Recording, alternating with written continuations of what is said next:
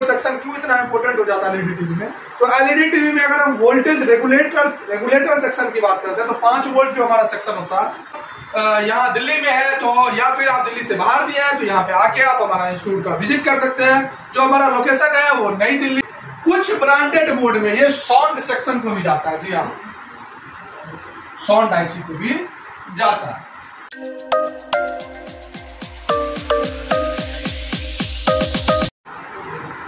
Hello friends, बहुत बहुत स्वागत है आपका हमारे YouTube channel ABC tech institute में। फ्रेंड, मैं सूरज एलईडी एलसीडी ट्रेनर आज आपको इस वीडियो में कुछ बहुत अच्छी चीज की जानकारी देना चाहता हूं जो हमारा एलईडी टीवी के बोर्ड से रिलेटेड होता है। मेरे पास कुछ बोर्ड भी है, देख सकते हैं आप। हम आपको इस वीडियो में 5 वोल्ट सेक्शन के बारे में जानकारी दूंगा। जो हमारे पास बोर्ड है, इस बोर्ड में 5 वोल्ट सेक्शन जो होता है, यानी कि जो 5 वोल्ट की सेक्शन होती है वो किस तरह से होती है, कैसे उस सेक्शन की हम पहचान करते हैं कि यही हमारा 5 वोल्ट का सेक्शन है और किस टाइप से 5 वोल्ट सेक्शन काम करता है। अगर हम बात करें 5 वोल्ट सेक्शन क्यों इतना इंपॉर्टेंट हो जाता है एलईडी टीवी में, तो एलईडी टीवी में अगर हम वोल्टेज रेगुलेटर सेक्शन की बात करते हैं तो 5 वोल्ट जो हमारा सेक्शन होता है वो सबसे इंपॉर्टेंट सेक्शन होता है। तो आइए आपको हम आज की इस वीडियो में आपको यही चीज मैं बताऊंगा जिसकी मैं आपको 0 to एडवांस समझाने की कोशिश करूंगा। अगर आपको वीडियो पसंद आए तो वीडियो को आप लाइक करें, ज्यादा से ज्यादा शेयर करें। शेयर करने से ये होता है कि अगर आपका कोई मिस्त्री भाई या कोई भी हमारे दोस्त जो इस चीज से इंटरेस्ट रखते हैं तो उनको इससे काफी हेल्प मिल जाएगा।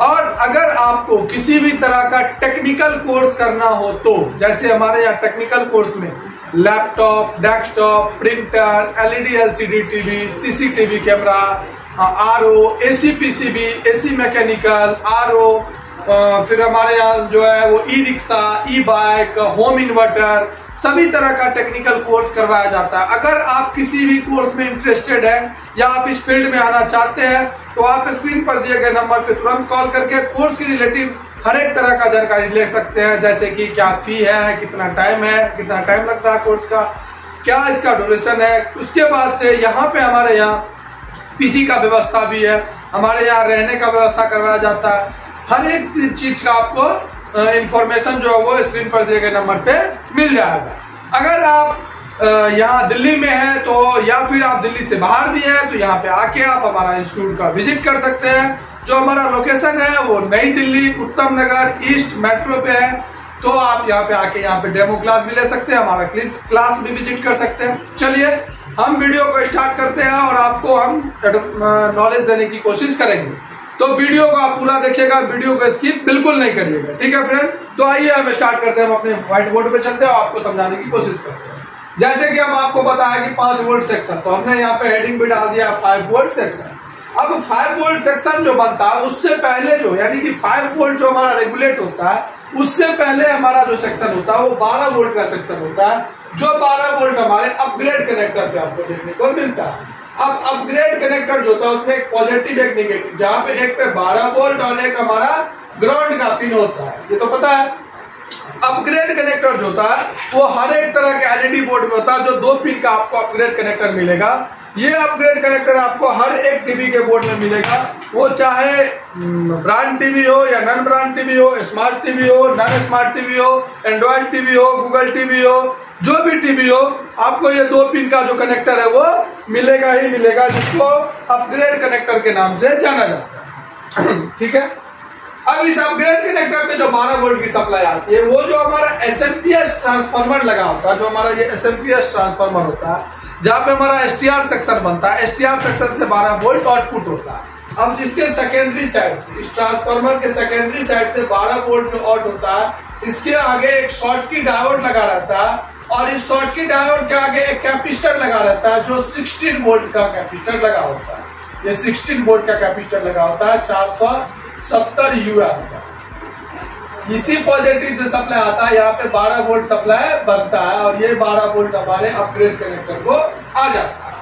अब इसी 12 वोल्ट से हमारा 5 वोल्ट सेक्शन का काम होता है। 5 वोल्ट सेक्शन जो बनता है इसी 12 वोल्ट से, यही 12 वोल्ट से सप्लाई जाता है। और रेगुलेटर आईसी, एक हमारा रेगुलेटर आईसी होता है 5 वोल्ट। अगर 12 से 5 बनने के लिए एक आईसी आता है ट्रांजिस्टर जो 7805 आता है, लेकिन वो हाई एम्पियर में होने की वजह से इस टीवी बोर्ड में नहीं उपयोग किया जाता, क्योंकि यहाँ लो एम्पियर का काम होता है। यहाँ पे एक रेगुलेटर आईसी का उपयोग किया जाता है, जो regulator IC 6 pin, 5 pin, 8 pin के उपयोग किए जाते हैं। मान लीजिए अगर 6 पिन का हम एक डायग्राम बना रहे हैं, ये 6 पिन का अपग्रेड कर, ये रेगुलेटर आईसी,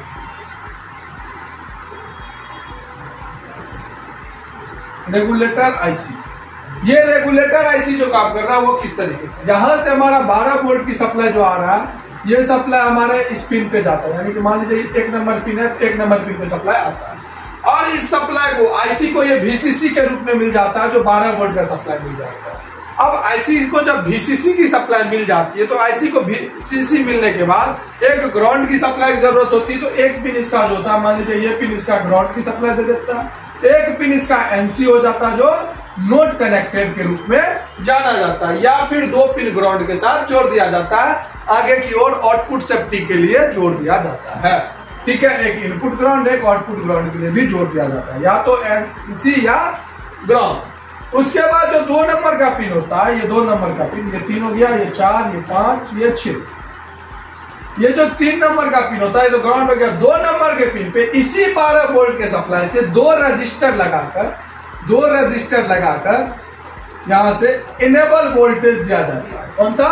इनेबल वोल्टेज दिया जाता है। जब ये इनेबल वोल्टेज मिलता है, ये इनेबल वोल्टेज लगभग 2 वोल्ट से लेकर 6 वोल्ट के आसपास मिलता है। जब ये इनेबल वोल्टेज मिलता है, हाँ, ये आईसी का पिन जो डिटेल्स है ये फिक्स नहीं रहता, किसी बोर्ड में ये भी हो सकता है, किसी में अलग हो सकता है, क्योंकि डिफरेंट आईसी नंबर के हिसाब से काम करता है। क्योंकि हम आपको बताया कि किसी बोर्ड में 5 पिन का भी आईसी हो सकता है, किसी में 6 पिन का भी हो सकता है, किसी में 8 पिन का भी आईसी हो सकता है।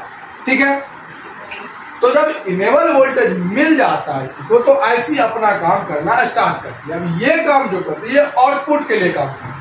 अब ये आउटपुट जो निकालता है, ये आउटपुट 6 नंबर पिन से आउटपुट की सप्लाई निकलती है, जिसके आगे एक कॉइल और एक 10 वोल्ट का कैपेसिटर लगा होता है। एक 10 वोल्ट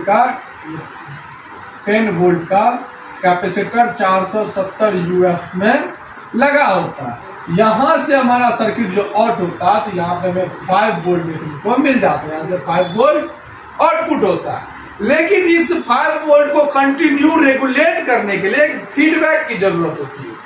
गौर से सुनिएगा, ध्यान से देखिएगा। इस 5 वोल्ट, ये जो 5 वोल्ट हमारा आउटपुट हो रहा है, इस 5 वोल्ट को कंटिन्यू रेगुलेट करने के लिए एक फीडबैक सप्लाई की जरूरत होती है। जो फीडबैक की सप्लाई हमें इसी कॉइल के आगे से एक वोल्टेज डिवाइडर बनाकर दिया जाता है। इस सप्लाई के आगे एक वोल्टेज डिवाइडर बनाया जाता है। वोल्टेज डिवाइडर अगर आपको नहीं पता होगा, तो हम बहुत जल्दी आपको वोल्टेज डिवाइडर कैसे बनाया जाता है, वोल्टेज डिवाइडर कैसे बनाते, कौन से वैल्यू का कैसे रजिस्टर लगाया जाता है, इसके ऊपर में आपको हम बहुत जल्दी चैनल पे वीडियो लोड करेंगे। ये वोल्टेज डिवाइडर, ये R1, ये R2।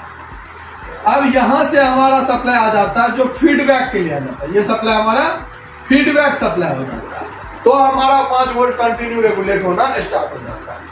अब अगर ये 5 वोल्ट की बात करते हैं हम, ये 5 वोल्ट जाता कहाँ, तो ये 5 वोल्ट की अगर हम बात करते हैं, ये 5 वोल्ट जाता कहाँ, तो ये 5 वोल्ट हमारा सबसे पहले जो ये 5 वोल्ट जाता है वो USB पे जाता है। USB पे, कहाँ पे? USB पे जाता है। USB जिससे हमें डाटा पेन ड्राइव लगा के सॉफ्टवेयर करने में मदद होता है, सबसे पहले USB पे जाता है। उसके बाद ये 5 वोल्ट टू 3.3 वोल्ट सेक्शन में जाता है। ठीक है, उसके बाद ये सप्लाई MCU को जाता है। उसके बाद ये सप्लाई जो जाता है वो HDMI को जाता है। HDMI को जाता है। कुछ ब्रांडेड बोर्ड में ये साउंड सेक्शन को भी जाता है। जी हाँ, साउंड आईसी को भी जाता है। और बहुत सारे सेक्शन में जाता है, जैसे कि ये IR में जाता है। IR सेक्शन में जाता है। IR सेक्शन में भी 5 वोल्ट की सप्लाई जाती है। तो इसी तरीके से 5 वोल्ट की सप्लाई हर एक सेक्शन में जाती है।